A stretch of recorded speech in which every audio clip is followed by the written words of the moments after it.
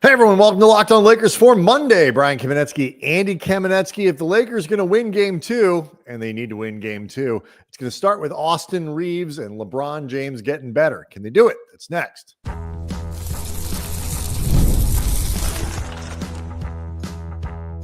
You are Locked On Lakers, your daily Los Angeles Lakers podcast, part of the Locked On Podcast Network, your team every day. Thanks to everybody for making Locked On Lakers first listen of every day, Monday through Friday. No matter how or where you get your podcasts, this one's always free and never behind a paywall. Locked On Lakers on YouTube is where you can go hang out with over almost 35,000 subscribers to the channel, Andy, and they are all looking for improvements from the Lakers for game two. And specifically, we'll get into a lot of different things that need to change by Tuesday, but I think the most glaring is the performance of 2/3 of the big three for the Lakers, and really the third of the big three, Austin Reaves. LeBron we'll get to, but Reaves, I think, is the right starting point here because, man alive, he was not very good on Saturday night. I rewatched most of game one today ahead of recording, and I knew in real time that Austin was just having a bad game and seemed completely out of sorts basically from the moment this game began. But rewatching it, it's really striking just how ineffective he is on both sides of the ball. It wasn't just that his shot wasn't falling. His shot selection was often very bad. It felt like he was targeting the wrong guys to go at. He had a few passes that were just inexplicably bad, kind of to nobody. He was getting targeted defensively. We've spent a lot of time over the last couple months and talking about the way Austin has raised his level and in turn raising the ceiling of this team. And I have said, as the resident member of this show, the guy that thought Austin was very good, and I've never questioned that, but the idea of, can Austin play at the level that is a legitimate third best player on a legitimately good, maybe contending level team? And I had my doubts because that level is really damn hard to reach. The last couple months had convinced me that he could do this. And again, in turn, take the ceiling of this team incrementally higher. I think he will be better than he was in game two, than he had been in game one. But the gap between what is needed from Reaves and what was there in game one is just massive. Yeah, and we'll get into some of the questions around physicality, around aggression, and all of those things lacking. And one of the most telling statistics for the Lakers is they did not actually pick up a foul until 4 minutes or so left in the first half, and it was actually against Reaves with Ant in the post, and it wasn't a foul of like aggression defensively. It was just Reaves trying to body up Ant going through him and drawing a foul on the way up. It was, but Reaves physically, he is never going to be, he's not a little guy. He's 6'5", but he's not, thick. He's not like, Anthony Edwards, for example, is an inch shorter than Reaves, but is a much bulkier. He's not one of those guys that's deceptively strong. Reaves is as strong as he looks. Yeah, I think that's fair. And, he plays hard, and it's not that he's unwilling to try to body up guys in front of him, and he understands there are going to be awkward matchups and all that kind of stuff. But you can see when Austin physically is kind of elevated, and he wasn't in this game on Saturday. And I don't think it's never going to be lack of effort when it comes to Reaves, but it was really emblematic of the overall lack of physicality the Lakers had in game one that absolutely has to change for game two. And I think as much as anything, I don't know. It's not like, look, Luka put up 37. He got the Lakers off to a great start. the ball movement as a team was not good. There was not nearly enough passing. There was certainly not enough shot conversion when the ball was moving. But I feel like the way that the game played out, where it became a match of one-on-one that started from a stagnant place of here I am, here you are, and let's see if I can get into the paint. It takes a lot of dribbles for Reaves to get where he needs to go. It takes a lot of time for Reaves to get where he needs to go if that's going to be the shot the Lakers are getting. And LeBron, to a slightly lesser extent, suffers from the same problem. So now you have two guys, depending on who the matchup is, who are just sucking up a lot of shot clock to try to put themselves into a position to either get a shot for themselves or create a shot for someone else. Yeah, LeBron got better than Reaves as this game went along, but he still never really, other than a second quarter where he had 10 points, LeBron never really consistently found his groove. He had a few good defensive plays, although he also had some pretty serious, glaring defensive lapses in this game. And in particular, I thought he was very inattentive both on the boards, and also LeBron was as guilty. I mean, pretty much everybody on this team was guilty of finding themselves in no man's land doing nothing defensively, where they were getting into a lot of that in the second set. Right, where they were too far off a shooter, but not near enough to the guy that they were theoretically double teaming. They weren't focusing on getting a rebound if there was a miss. They were just kind of standing around doing nothing. And I thought LeBron, frankly, did a lot of that. I thought on balance, he had a better game than Austin, but neither one of them was close to as good as they needed to be. For what it is worth, and we'll see how much this bears out on Tuesday, you know, we had talked a lot about one of the benefits of the Lakers getting the 3 seed, avoiding the play-in altogether, is they got a week and change off, and how the Lakers would really benefit from that as a team. There's a bunch of guys who have been dealing with nagging injuries, all this different stuff. LeBron, obviously 40, I think in a vacuum, that is true.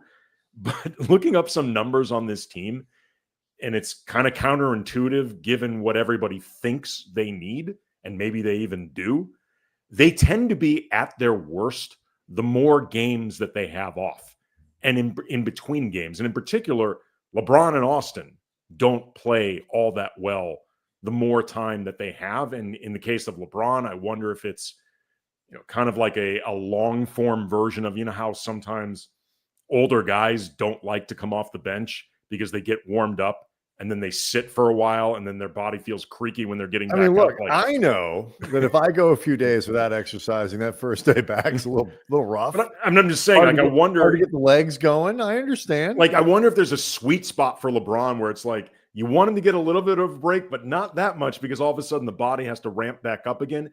I also think this mattered, regardless of LeBron and Reaves individually. This is a team that we've talked about. You know, LeBron, Reaves, AD when he was here, Rui, like a lot of the holdovers. And we don't really know Luka well enough at this point to judge one way or the other. It's not a group of high intensity in terms of their personality. Like, it's not that they won't be dialed in during games. I'm just saying they're a group that I think can be pretty laid back collectively. And I wonder if they were gone too long from the game, you know, from playing games, maybe, to maintain the sort of the mentality of the physicality that clearly was not there at all. Maybe. And look, I think with Reaves specifically too, it's like, you know, I see a lot of people like, you know, he's getting picked on, like he can't play, he's getting picked on and all that kind of stuff. It's like, that's fine. It's not necessarily like, if teams are always going to look for, it's going to be very difficult to find a roster with 5 guys where you don't look for somebody to try to take advantage of, you know, and try, you know, and try to come up with enough switches in a possession to get the matchup you're looking for. And as great as Luka is, Luka can be that guy. He can. And like, I actually thought you're not going to look to take him off the floor. Reasonably good defensively in game 1.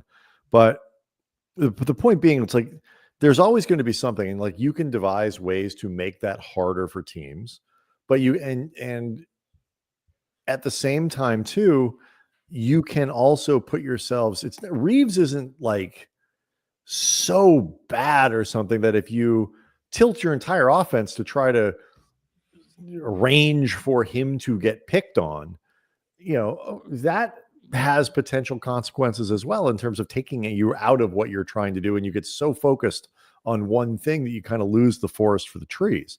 But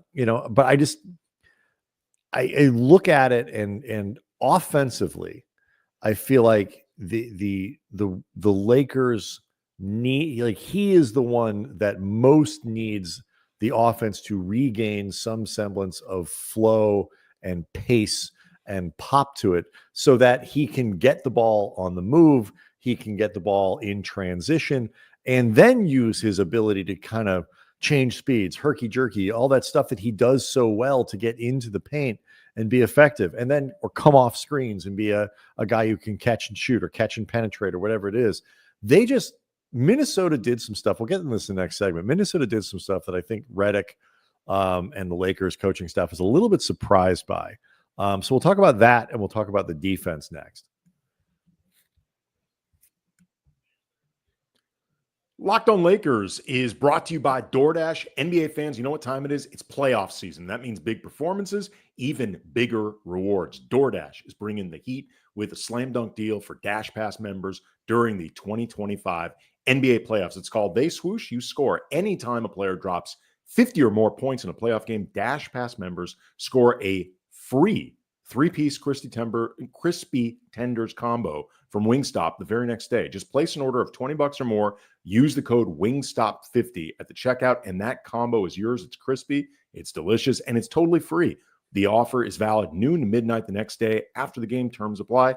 And have you ever looked at your delivery fees and thought there's got to be a better way? Well, with Dash Pass, you get $0 delivery fees and exclusive perks like this one. So think about how much you're going to save over a season. Here's the play. Sign up for Dash Pass to unlock this and more exclusive deals all season long. When any player scores 50 plus in a playoff game, Dash Pass members can grab a free three-piece crispy tenders combo from Wingstop the next day with a $20 plus order and the code WINGSTOP50. That's Dash Pass, your door to more savings, more flavor, and more ways to win. Terms apply. So I do want to let people know that the Locked On Lakers show is also a Locked On Lakers newsletter, and right now is a great time to win yourself something by signing up for the newsletter. Go to lockedondaily.com and click on Locked On Lakers. And when you're there, if you subscribe to the Locked On Lakers newsletter between now and April 30th, you can be registered to win a $2,500 Best Buy gift card to upgrade your sports setup during the playoffs. That is handy. $3 Game Time gift card or a $200 Fanatics gift card. Again, all you have to do is go register lockedondaily.com, click on Locked On Lakers, and just by clicking the link in the description, you are making yourself available to win the prizes that I mentioned. Plus, you can help me and Andy beat the rest of the channel by getting us the most subscribers, new subscribers to the newsletter. And that, frankly, us winning is far more important than you guys. The man cave thing, that's great. Enjoy it. But really help us. Anyway, so lockedondaily.com, click on Locked On Lakers. I think the Lakers were surprised that Minnesota, and I think JJ Redick said as much, did not send extra bodies really anywhere on the floor over the course of game one. They played it very straight up. And I think that surprised the Lakers. And they, more than anything, need to be prepared to make that hurt Minnesota in a variety of ways. They need to become more creative than they were offensively to against a defense that is not going to shade or double or do any of that stuff. So I think that is first and foremost what they need to be able to figure out how to do, and that ought to loosen up Reaves and then LeBron, who has been so effective as a partner and a player with Luka, in part because he's been getting the ball in such advantageous positions. Minnesota kind of took that away from him and the Lakers on Saturday. Yeah, first of all, if that surprised them at all, that's disappointing. I mean, that's bad preparation by JJ and company. And I say that because you and I mentioned leading up to this week, I know during the preview we did with Locked On Wolves and Ben Beacon, but other times, that if the Wolves are capable, and they certainly have a lot of good defensive wings, of trying to play Luka or LeBron or Austin as honest as possible without sending doubles, like doubles, particularly when they're going at Luka and also LeBron, that is often death to your defense, because you are often outletting that ball to, say, LeBron or to Austin or to whoever with advantage. And like, if we saw this as a possibility for the Wolves, JJ Redick and the staff, they absolutely should have seen that coming. But at that point, you adjust. Well, but I mean, it's as possibility, but it's not. I mean, teams haven't done it very much. They just some have, some haven't. But I think, all I'm saying is it's something that should have been. And again, I did not hear the comment that you're referencing from JJ, so I don't know. Maybe I may be misunderstanding, but right. I don't know if I would have interpreted it the same way or not. I'm just saying, if that's the case, that's demerits for them, because they should have seen that as well. Either way, they need to be better prepared for it. They need to assume that this is something that could be coming.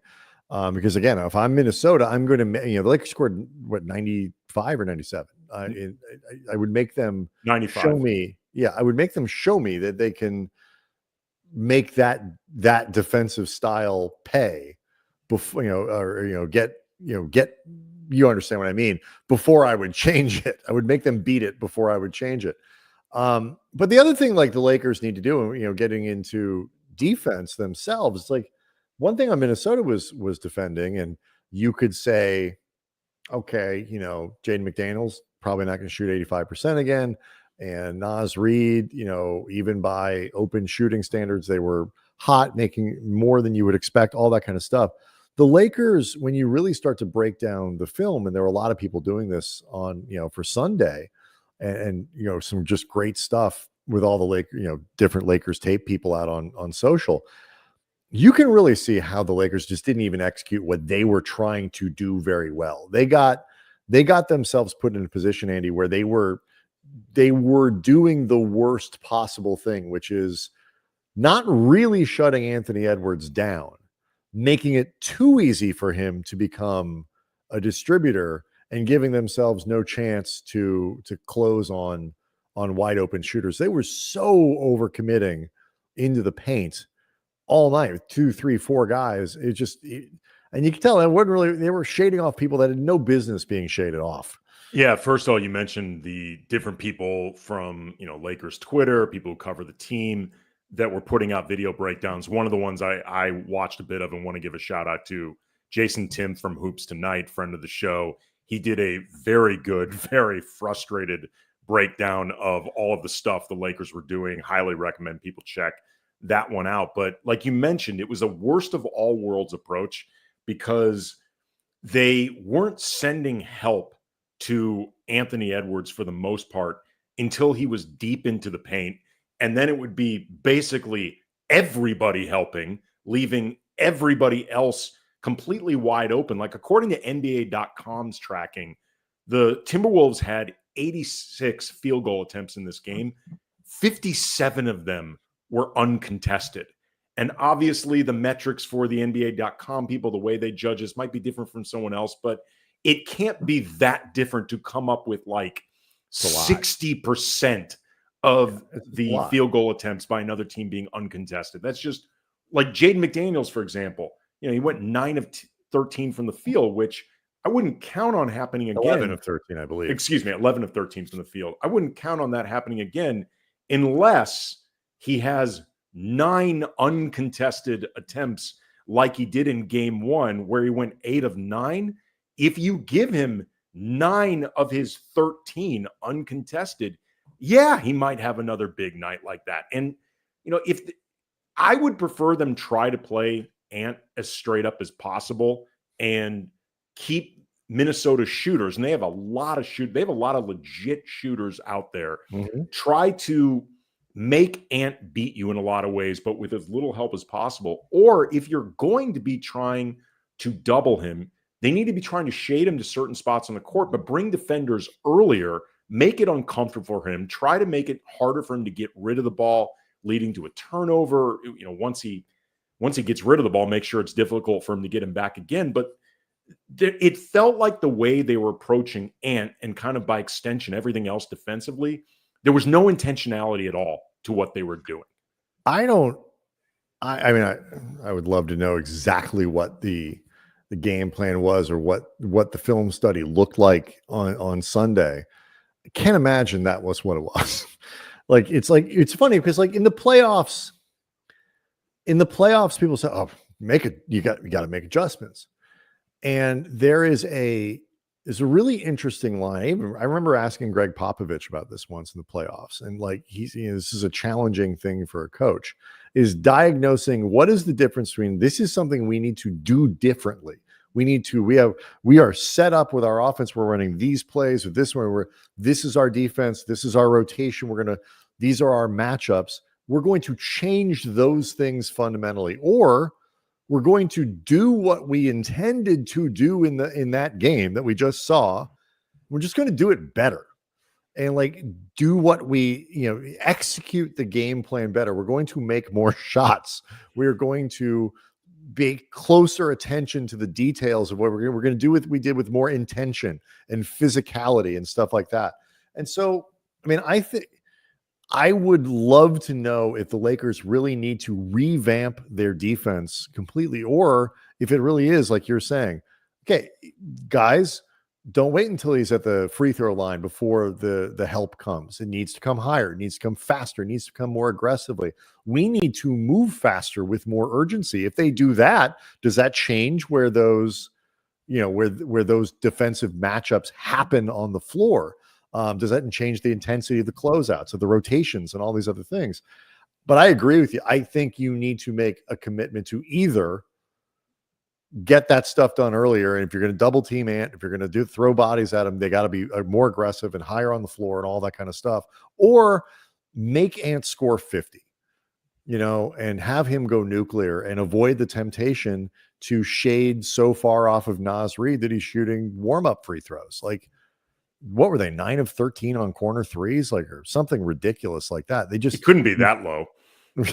That must be wrong. You can't give that up.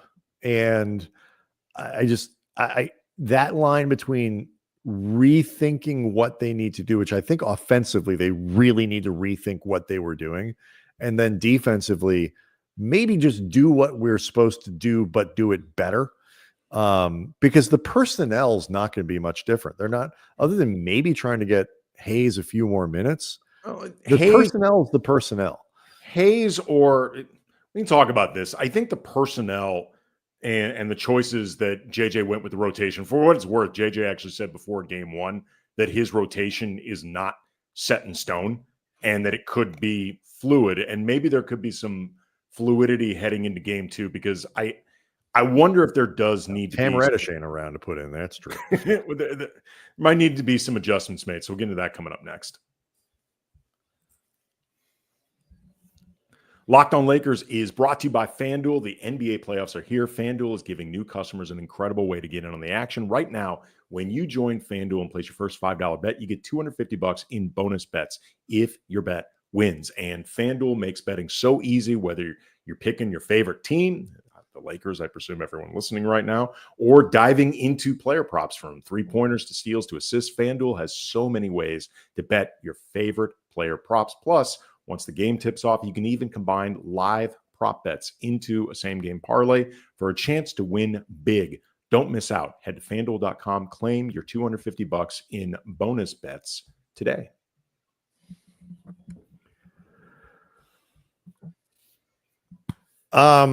The amount of minutes Hayes played, I fully admit I had this one wrong. My thinking was that I even called him, I think in one of the newsletters, which again, you can sign up for at LockedOnDaily.com. I kind of referred to Hayes as a bit of a canary in a coal mine, with the idea that if he has to play a lot of minutes, it might mean, not that Hayes is a great rebounder, but he is tall and bouncy. Well, And I was going to say hard, he's athletic, and it's he something tries that this hard, team, you know, it's and something this so team can lack. there is, you know, like my thinking was that in part, like if he's playing a lot of minutes, it may be because the Lakers are really struggling to control the glass and they just need him to be out there. That's not really how it played out. I think the Lakers just simply did not like the way it looked with Hayes out on the floor. They didn't feel like his defensive presence was helpful. And if the Lakers aren't going to be able if he's not really providing a lot of rim protection, if you know, and you know, if you can't get him inside with those easy lobs and transition baskets, well, you're probably, you know, pull him out. JJ's had a pretty short leash with Hayes broadly in big games, but he was real tight with him on Saturday. I don't even say it was wrong, but it was noticeable how quickly they went away from that option, and then are basically only playing small for the rest of the game. Well, and I think they might have been playing a little bit too small, and I'm not even talking about just Jackson Hayes. Although if they're not going to play Hayes, they need to be more confident about their lack of a traditional rim protector, because if they're going to play like they did in game one, like a group that is frightened at the prospect of anybody penetrating the lane, and therefore everybody's going to collapse and everybody other than the guy penetrating the lane is going to be wide open, then you might as well have Hayes out there just for a psychological betterment of this team. You know what I mean? Like they played like a group that was hyper aware of not having a backline back there. Beyond Hayes, though, I feel like if you're not going to be playing him 15 or 20 minutes and that size, Vando needs to play more. Because I think you need more of the athleticism and the rebounding and that energy that Vando brings. I mean, I think overall Vando was not great in this game, similar to pretty much everybody other than maybe Luka. You could make an argument had a pretty good game, even though he was part of the defensive lapses and stuff. People were very upset yes. in the show comments because we, you know, pointed out one assist, and you know, obviously we said in the show, like if more people make shots, Luka has more assists than that. And you know, we weren't blaming Luka for the way that I thought I made it really clear when I said, bringing up the usage thing, I am not putting this loss on Luka, full stop. They needed his points. I don't want this to be misinterpreted. We were not putting the loss on Luka. I don't think that was clear enough. Apparently it wasn't. It wasn't. And, you know, it's Luka's stat line was emblematic of the way the Lakers were being defended and how poorly they reacted to it. Right. It doesn't mean he was the problem. Right. Like, but, you know, could he be better? I mean, okay, sure. But like, you know, he had 37. He had the best game of everybody who played, and it's not even close. But anyway. But yeah, it's like everything about the way the Lakers were operating on that side of the ball needs to have more hop to it. It has, you know, they need to cut, you know, the physicality isn't just about how are you defending. It's how aggressively are you setting a screen? How aggressively are you moving away from the ball? Some of that is sets. Like the Lakers need to call more action to get people moving. If they're not going to be doing it themselves, then the Lakers need to make then more stuff needs to be coming in from the sideline to get people moving with purpose. And that is on both sides of the ball. It is not just defensively that needs to happen. And then, you know, then you start to get, you know, 15 to 18 out of Rui, and, you know, 7 to 12 out of DFS, and, you know, 8 points from Gabe Vincent and stuff like that that make up some of that gap. The problem with Vando is the same problem with Hayes. It's like you feel like you may be playing 4-on-5 in those situations. And you got to be able to make enough movement happen and enough defensive disruption happen that you can utilize Vanderbilt's strengths. I get that, and I think that they can find ways to do it, whether he's screening, whether, you know, dribble handoffs, things like that. He can sometimes be a short roll playmaker, but First of all, for all of the focus on Vando's lack of individual offensive skills, he's often one of these guys whose offensive ratings, and this happened in this game, is one of the best on the team. So he hasn't been preventing scoring from taking place, even if he's not one of the guys who seems instrumental in the scoring. But back to the original thing I was going to get with Vando, if you're not going to play Hayes, more than say 10 minutes moving forward in this series, and whether they should or shouldn't is a separate conversation that maybe could be part of a longer discussion depending on what happens in game 2. But I think at that point you have to play Vando more because you need more of that athleticism. You need more of the physicality. You need more of the edge that he can bring, the energy that I think he and Jackson are often counted on to provide. But also, if you're not playing Vando and say more of those minutes start going to Gabe Vincent, I think they really do start becoming too small to go up against this Timberwolves team. Like, we had talked about how this matchup would be an interesting test just to gauge how much the Lakers' lack of traditional size, even as a team that is collectively not super small, like they're not, say, the Warriors that are just a much, much smaller team in terms of the guys that play than the Lakers. But I think if you start playing Vando only 10 to 15 minutes on top of playing Jackson Hayes 8, I think you actually do start becoming too small for Minnesota beyond some of the other stuff that I think you miss by not having Vando out there as well. If one or the other needs to be getting regular rotation minutes. My one concern, or the other. I think that's a valid point. I do wonder if Connect might get a few minutes in games. Some of maybe we talk about Monday going into Tuesday. They say a practice on Monday as well. I think I do wonder if Connect will get a few more minutes. My big concern with this scenario you're talking about, where they kind of don't play Vando and they kind of don't play Hayes either, is just, I mean, it's less of a problem for game 2 and more of a problem for what, a longer series, is that you are really shortening your bench against, and shortening your rotation against a team that's going to be going 2.5 players deeper than you consistently throughout the rest of the series. And I think that over the course of 6-7 games could be a problem for the Lakers. And, maybe a problem that really can't be addressed until the offseason, but they might just have to find ways to get a few more minutes, whether it's Vanderbilt playing more minutes, whether you find a way to get Connect 10 to 12 minutes and see if he can give you some shots and some movement. He's a guy who typically does move well without the ball and knows how to create the space to get himself a shot. And he brings some athleticism. He does. There's no question. I wonder if that's something that the Lakers would look into for game 2. But there's a lot that will. I'm wondering. JJ typically does not do a lot of the. We're not going to talk about that. Like, he's usually pretty, like, they know what we're going to do. We know what they're going to do. I wonder how candid he'll be about stuff that they might try to change for game 2. Curious to see if he gets into these questions of what adjustments versus just do what we're trying to do better. But I think having played a game 1, the extra day will benefit the Lakers for game 2. It'll benefit the Wolves as well, since Anthony Edwards was limping around a little bit after the game. But obviously, the Lakers, that's what we're focusing on. They need to get their stuff together, and you don't want to try to bank on the other team's star being hurt, try to win. Locked On Lakers on YouTube is where you can go hang out.